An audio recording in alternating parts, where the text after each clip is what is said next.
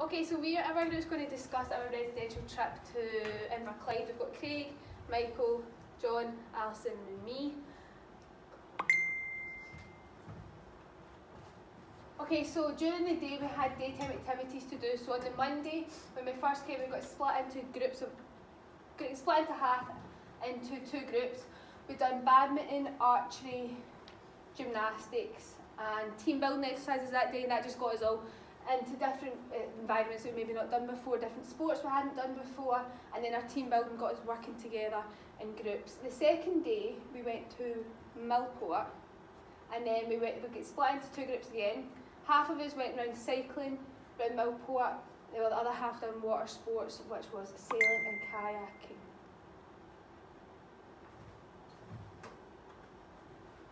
Okay, so on the Wednesday and Thursday we took part in our UKCC Level 1 basketball course.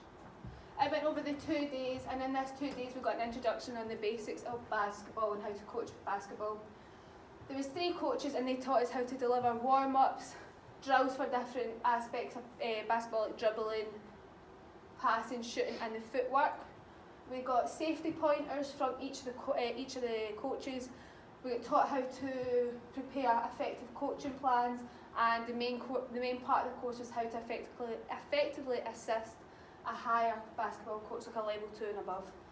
The course consisted of both practical and theory elements. We had 10 tasks to do to complete the full course and able to pass, and this was between laptop work and practical work. We all managed to pass, which was good.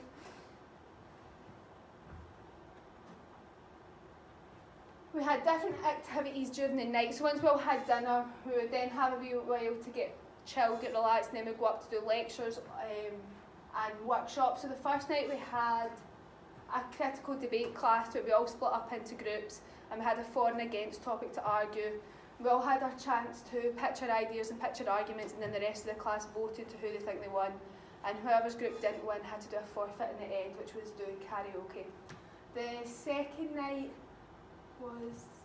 we had a field course lecture, so we basically just going over things that we were going to learn when we came back to uni. The third night we had a data analysis lab, and that was going all over our statistic work, all about our field course and what we had to do.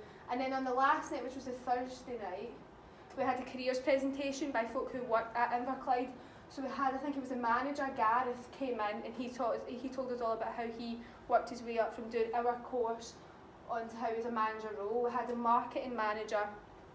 She basically came in and told us the things that she does and showed us a different career path that we could go to, which is basically not really involved in sport, but it's taking a backside with sport. And we had 2 coaches come in, and one of the guys told us how he worked from our course, how he's volunteering, what he'd done to make him get into the job that he's in now. And then there was 2 occasions on the Tuesday and the Thursday night after the workshops and lectures that we got to go to the bar and have a sociable drink on campus. Quiet drink. So personal development side, so we've got the TNA, which is a training needs analysis, so it's a review of learning and development needs. So with the team building, we had to work together in a new environment to help each other learn. So Johnson and John 1999 says it helps to learn new content working with each other and helps increase quality of learning. So with the night lectures, we had critical thinking and data analysis. However, because they were at night, it's dependent on other people what time they learn the best. So according to Lou 2017, motivation can become quite difficult when it's a change of environment. It's also dependent on when they learn best and absorb most information, and that's Wilson 2017. So on the first day we had instructors showing us different games and sessions, which was good. However, some of the games, it was the most obvious ones that they gave us to show how they would teach the kids, which most of us already knew. But some of them were fresh ideas. And the careers talks, we had multiple people giving us a range of advice, and we made some connections if you're wanting to go into those different career paths. So the personal development plan. So within basketball, with different things to do. So it was create session plans, peer coaching, instructing, providing us with different examples again, health and safety side of things, and accident report forms, which would be good for our careers just now and some of the jobs that we're doing just now, as well as future career and employment. And it expands our knowledge and skill set. So that was me in 2014 that suggested that for current and future employment, and the fact that the skills were transferable onto different sports and different careers that you're wanting. But the limitation to that was you only had the choice between basketball or volleyball. So we'd had some taster sessions, so gymnastics, archery, and there was a boxer fit as well, which brings different physical and social benefits. So according to 2012, it increases the quality of life having regular physical activity. However, the sessions need to be fun and encouragement, which some of the sessions were mainly for the younger age group to be effective. So that was low 2017, says need to be fun. So the change of environment, so according to Bartlett et al. 2017, the change of environment could affect a performance due to not being able to sleep because it's a different environment. However, according to Bartholomew in 2015, the change of environment can actually enhance people's behaviour.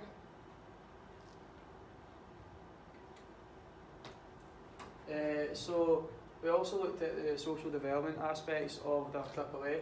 So our week away provided the opportunity from people from different social backgrounds in our class and areas the chance to engage and get to know each other better on a different level that we may have not previously had within the campus ourselves and there.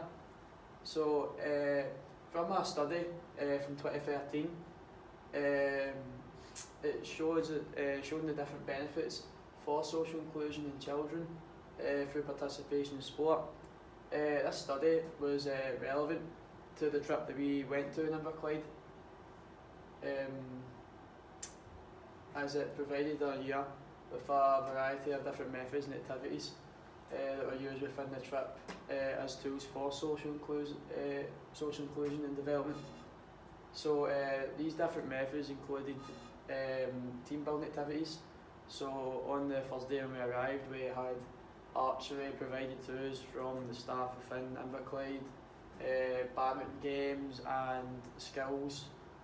We also had different tasks which included blindfold tasks, which our peers had to help us manoeuvre around the room. So we had to put our trust into them so we knew where we were going. We also had the day trip to Millport, so that was used again as a tool for social inclusion. We went over to the Inverclyde sports facility and we had the opportunity to cycle around the island and stop at different points and do kayaking and sailing. So this allowed us to team up with different people within the class we might not have got to know, and we got to speak to them, get to know them a lot better. And also, again, you have to put your trust into them when you're on a boat sailing as you're out at sea. We also had the chance to do a UKCC level courses in basketball and volleyball. So again, for social inclusion, this allowed us to work with different people in the class from different backgrounds in the same sport, looking to achieve a common goal, which was obviously UKCC. We also had free time, so a free time gave us the opportunity to get socially involved, as in the rooms you were staying with maybe someone you weren't comfortable with or you weren't used to, so give you the chance to get to know them better as you're spending time one-to-one in rooms of two. Also, once the lectures were by off at night, in their free time, the bar was open and the facilities were free for us to use, so it gave us the chance to get to play different sports with different people away from different backgrounds that we might not have had the chance to during our time in university. And also the lectures at night. So a clear example of this was our debate night. This gave us a chance to work in different groups and argue points for and against. So we got people socially involved and talking within the class. and I've also got the wee reference down the bottom there that I used from the study. So, is that still your one? Possible that's our one, isn't it? Social development. Still Michael. Alright, sorry, apologies. Right, so we've also got potential recommendations for social development for Inverclyde. So the first point that our group made as a whole was, despite the wide variety of activities that were offered to us for our year group, there were other methods that we felt could have been used to potentially benefit the group better, like as a whole. So we came up with a few different examples, but one was they could have possibly provided sport-specific activities for individuals that would benefit them in future life and employment. So, for example, people who all are socially want to get involved within, for example, football or rugby, they could maybe go and do a UKCC or a course related to that, which would maybe benefit them, and would get people who are socially involved within that sport to get active and get to know each other better. We also came up with a one-size-fits-all structure. We all agreed with that within our group. We didn't feel that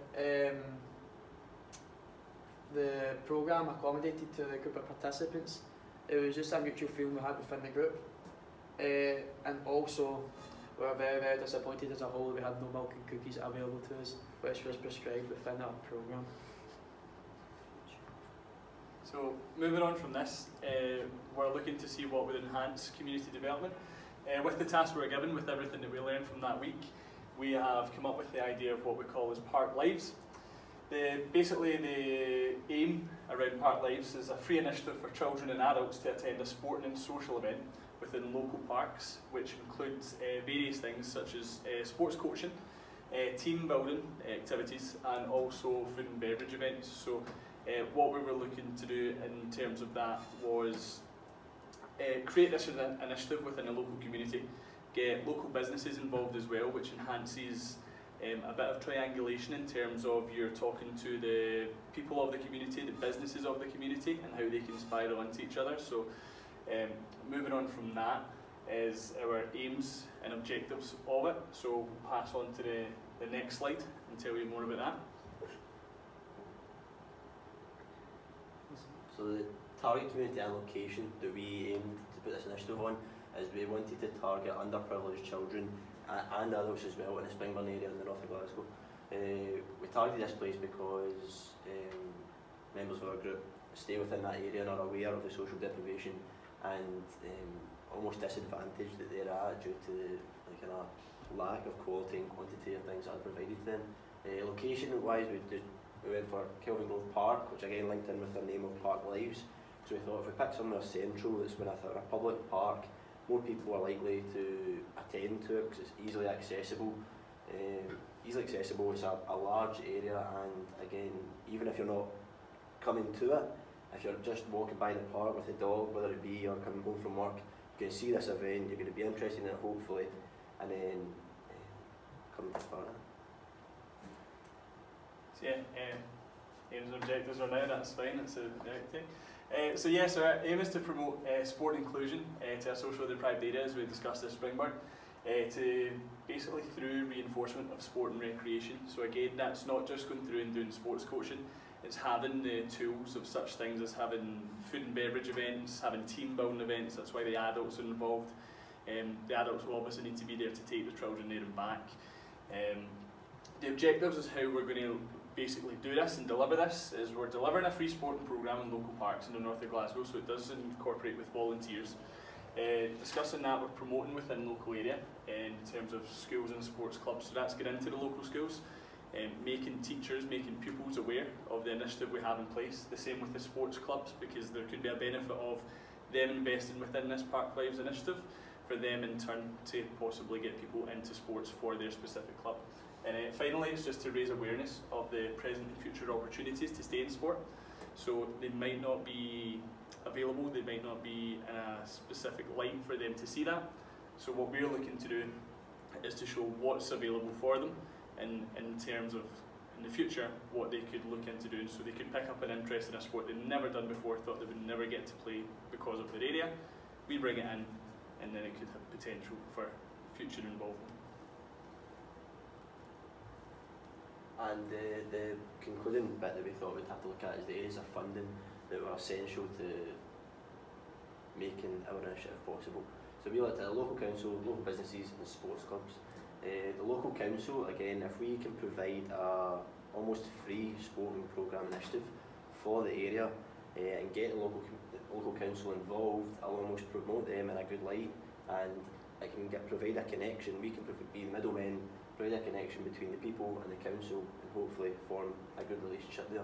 Local businesses, again, going on from what John was saying, a bit of triangulation is involved, because if the businesses are willing to invest their money into our initiative, they can promote or put banners up or whatever they want at the thing, and then when people are coming down, seeing this business being involved, again, paints them in a good picture, gives them promotion, and people are more than likely to go and use that business for whatever it may be.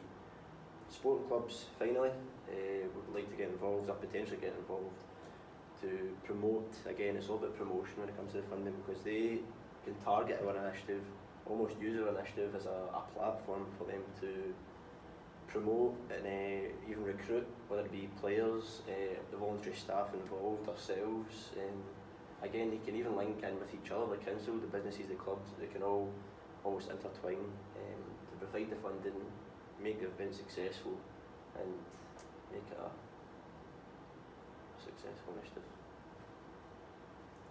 Yeah. And that's it.